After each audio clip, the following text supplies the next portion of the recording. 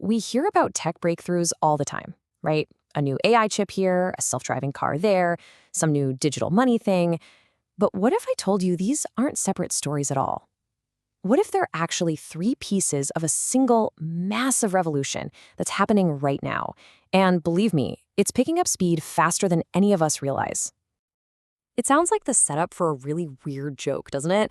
But seriously, the answer is what connects the dots between the future of robotics, what our cities are going to look like, and even the fundamental architecture of global finance. So let's dive in and trace that connection. All right, let's start at the very beginning, the foundation. Every single intelligent machine, whether it's a walking robot or a self-driving car, it needs a brain. And that brain is getting a serious upgrade. So what you're looking at here is NVIDIA's new Jetson AGX Thor. And this is not just another computer chip. Think of it more like a specialized brain in a box, purpose-built to power the next generation of autonomous machines. We're talking everything from humanoid robots to those self-driving cars. This is the hardware that lets AI actually live and breathe in the real physical world. And get this, the price for the developer kit? About $3,500. Now, why is that number so critical? Because it puts this unbelievable power into the hands of way more people, startups, researchers, not just the giant corporations. That's what really opens the floodgates for innovation. The leap in performance here is, well, it's just staggering. We're talking 7.5 times faster, and it's way more energy efficient. But the real game changer, it's that last row. The ability to run all generative AI models. That means a machine with a Thor brain can understand and react to the world in a much more nuanced, almost human-like way. And that, right there, changes everything. Okay, so we've got this incredible new brain, but a brain on its own can't do much, right? It needs a body to actually go out and interact with the world. So now let's see what happens when this tech goes from the sterile lab to the complex, messy reality of our city streets. This quote is pretty fascinating. It comes from a reporter in Shenzhen, China, who was fumbling around trying to figure out how to get into a Baidu robotaxi. The car was just stopped, totally blocking traffic. You'd expect a chorus of angry horns, right? But instead, something else happened. People just waited. That simple moment reveals this critical, totally non-technical ingredient for success: public tolerance. And that one little observation about patience on the road, it actually leads to this massive difference you see here.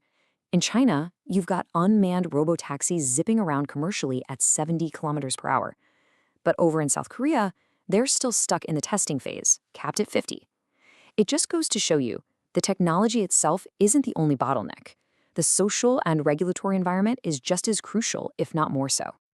So what was the secret sauce here? What was the one thing that let China leap ahead?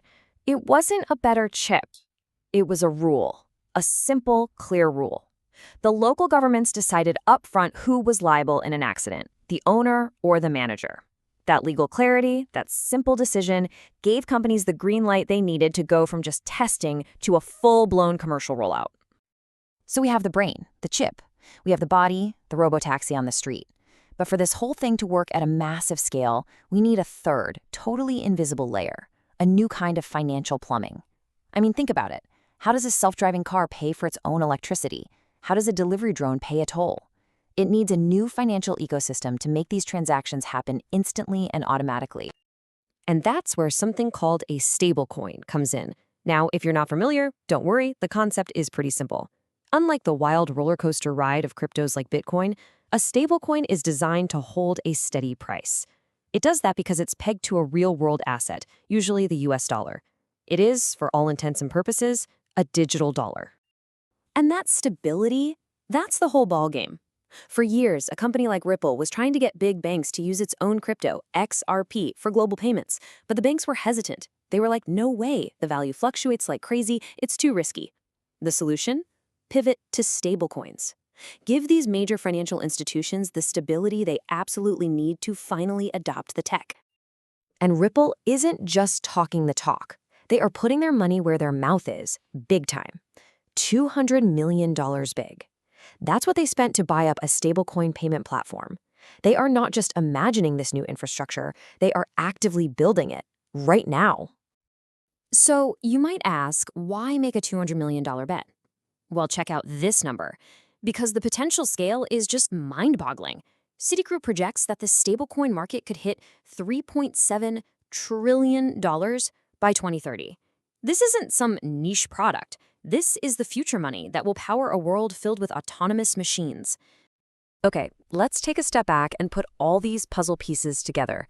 A new computer chip, some surprisingly patient drivers in China, and a new kind of digital dollar. Suddenly, you can see how these aren't separate trends at all, but deeply connected layers of one single massive technological shift. So here it is, the 3 layers of this revolution, all laid out. It all starts with the hardware, the powerful brain like Thor that makes AI smarter and more capable. But that brain needs a body, which are the real-world applications like robo-taxis that push the tech to its limits. And for all those bodies to operate in our world, they need a financial ecosystem, that invisible network powered by stablecoins so they can pay for things on their own. Each layer builds on and accelerates the next. You see, these layers are creating this powerful feedback loop, and it's accelerating us toward the future of autonomous machines way faster than we think. The technological pieces are all falling into place. The only real question left is a human one. When you look at the difference between what's happening in China and other places, you just have to ask, are we, our laws, our attitudes, and even our patience on the road, are we really ready for what's coming?